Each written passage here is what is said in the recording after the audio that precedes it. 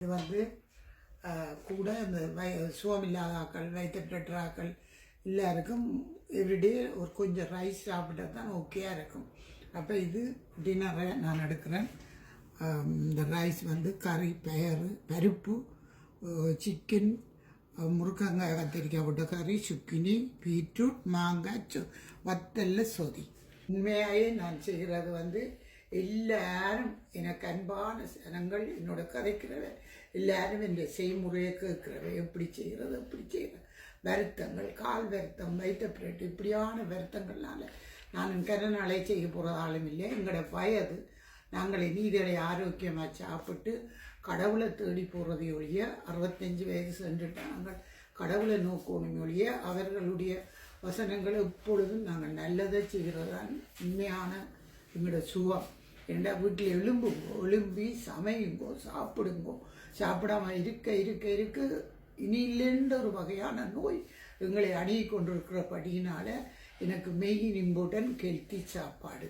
அப்போ என்னென்ன சமைக்கணுமோ எனக்கு நிறைய இருக்குது, நான் செய்ய வேண்டியது நிறைய இருக்குது. ஆனால் நான் அவ்வளோக்கு நீடித்து நான் செய்கிறதா இல்லை.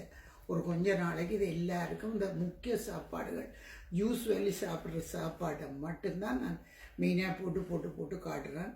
அதனால் நீங்கள் விரும்பி வடிவை ஆறுதலை பாருங்க.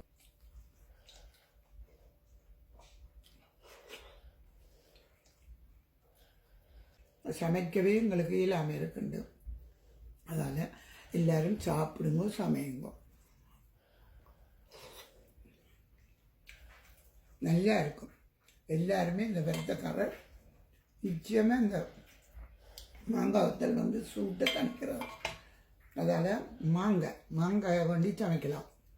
அவ்வளவு நீங்கள் தண்ணியாக சூப் மாதிரி சாப்பிட்டா அவ்வளவுக்கு நல்லது.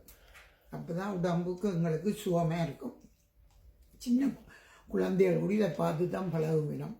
இப்போவும் ரொட்டி இதுகளெல்லாம் ஹார்டானது. எங்களுக்கு இது அப்படி லேசாக அவிச்சு சாப்பிட்ற சாப்பாடு தான் மிகவும் நல்லது.